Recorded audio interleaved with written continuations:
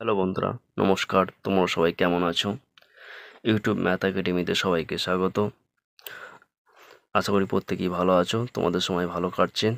আজ আমরা চলে এসেছি আরও একটা নতুন ভিডিও নিয়ে। আজ আমরা ক্লাস 10 কোষে থেকে 24 পুরো কোণ চ্যাপ্টারটি পুরো কনসেপ্টটি আলোচনা করব। আমরা প্রত্যেকেই কী জানি যে ত্রিকোণমিতির যে কোনো সমস্যার সমাধান সমকোণী ত্রিভুজের মাধ্যমে করা হয়। ঠিক আছে, সেজন্য প্রথমে আমি কি করলাম, প্রথমে একটি সমকোণী ত্রিভুজ নিয়ে নিলাম। ঠিক আছে, ত্রিভুজের নাম দিলাম আমি ABC। ঠিক আছে, ত্রিভুজটা কি নাম দিলাম? ABC। এবার সমকোণী ত্রিভুজে আমরা এই কোণটা কি জানি যে 90 ডিগ্রি হয়। এই কোণটা কি হয়? 90 ডিগ্রি। ঠিক আছে, আমি সাপোজ এটা ধরে নিলাম থিটা কোণ। এই কোণটা আমি ধরে নিলাম থিটা। এবার এটা কোণটা যদি থিটা হয় তাহলে আমার এই কোণের পরিমাপটা কত হবে? ঠিক আছে, এবার দেখো যে ত্রিভুজের তিনটি কোণের যোগফল কত হয়? 180 ডিগ্রি হয়। মানে ABC তিনটে মিলিয়ে কত? 180 ডিগ্রি। এবার যদি আমি 180 ডিগ্রি থেকে এই দুটো কোণ বাদ দিয়ে দিই তাহলে আমি কি এই কোণটা তো পাবো? তার মানে কি আমার কোণ এর পরিমাপ কত হবে? কোণ এ সমান 180 degree minus 90 degree minus theta. এবার 180 ডিগ্রি থেকে যদি আমি 90 বাদ দিই তাহলে 90 কত? 90 ডিগ্রি মাইনাস থিটা। তাহলে আমার এই কোণের পরিমাপটা কত হলো? এই কোণটা হলো 90 ডিগ্রি মাইনাস থিটা। ঠিক আছে, 90 ডিগ্রি মাইনাস থিটা। এবার আমরা জানবো কি পূরক কোণ কাকে বলে। পূরক কোণ কাকে বলে? ধরো পূরক কোণ, যদি আমরা পূরক কোণ মানে কি? পূরক কোণ হচ্ছে যদি দুটি কোণের যোগফল 90 ডিগ্রি হয় তাহলে কি বলবো আমরা? একটি অপরটি পূরক কোণ। ধরো থিটা একটি কোণ আর আলফা একটি কোণ, এদের যোগফল যদি 90 ডিগ্রি হয়, এদের যোগ করে যদি 90 ডিগ্রি হয় তাহলে আমরা কি বলতে পারবো? এরা একে অপরের পূরক কোণ। ঠিক আছে, ধরো আমি একটা উদাহরণ হিসাবে নিলাম কি 40 ডিগ্রি প্লাস ড্যাশ 90 ডিগ্রি। এবার 40 ডিগ্রির সাথে কত যোগ করলে আমি 90 ডিগ্রি পাবো? দেখো 40 ডিগ্রির সাথে আমি যদি 50 ডিগ্রি যোগ করি তাহলে কি পাবো? 90 ডিগ্রি পাবো। তার মানে আমি কি বলতে পারছি যে 40 ডিগ্রি 50 ডিগ্রি পরস্পর পূরক কোণ। ঠিক আছে, অথবা 40 ডিগ্রি পূরক কোণের মান হচ্ছে 50 ডিগ্রি, অথবা 50 ডিগ্রি পূরক কোণের মান হচ্ছে 40 ডিগ্রি। ঠিক আছে, এবার আমরা পূরক কোণের যে সূত্রগুলি আছেন সেই সূত্রগুলো নিয়ে আলোচনা করব। এবার আমরা প্রথমে কি করি? সূত্রগুলো লিখি, তারপরে আমি তোমাদেরকে বুঝিয়ে দেবো যে সূত্রগুলি কেমন করে হচ্ছে। ঠিক আছে, প্রথমে একটা কি যে দেখো প্রথম সূত্রটা হচ্ছে সাইন 90 ডিগ্রি মাইনাস থিটা সমান কস থিটা, একটা গেল। 2 নম্বর কি হচ্ছে? কস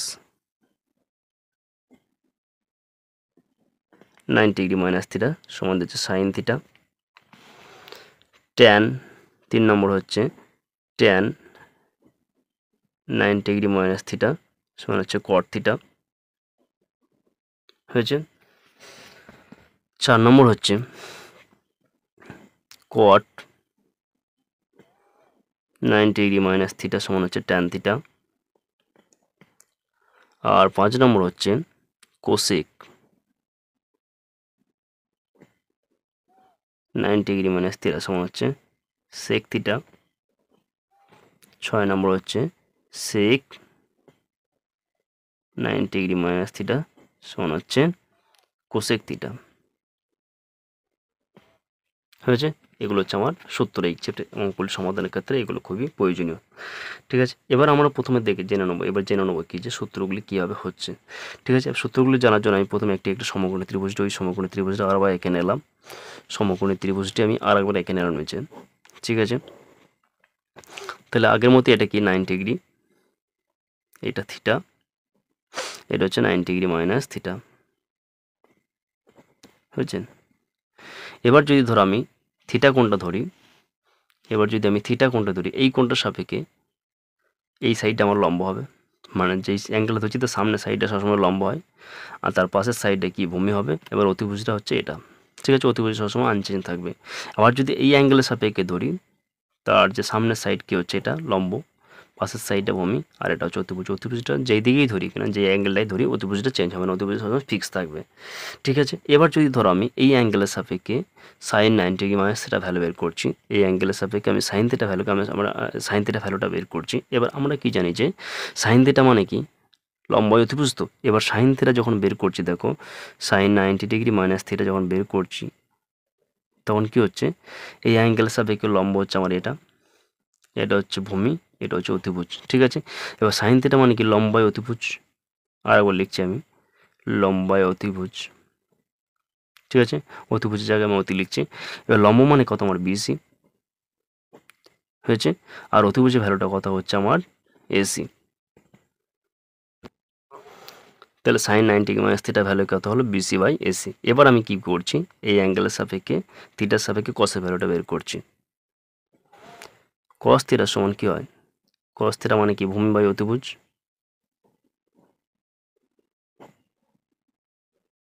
ঠিক আছে, এবার থিটা অ্যাঙ্গেলের সাপেক্ষে যখন ধরছি তখন ভূমি কোনটা আমার, তার পাশের সাইডে ভূমি হবে, তাহলে ভূমি মানে কি বিসি, আর অতিভুজ মানে হচ্ছে এসি। অতিভুজটা সবসময় আনচেঞ্জ থাকবে। তাহলে আমি এখান থেকে কী দেখতে পাচ্ছি, সাইন 90 মাইনাস থিটার যা ভ্যালু হচ্ছে সেটা কস থিটা ভ্যালু হচ্ছে। ঠিক আছে, তাহলে সাইন 90 মাইনাস থিটার যা ভ্যালু হচ্ছে সেটা হচ্ছে কস থিটা ভ্যালু। অতএব এখান থেকে কী বলা যাবে, সাইন 90 ডিগ্রি মাইনাস থিটা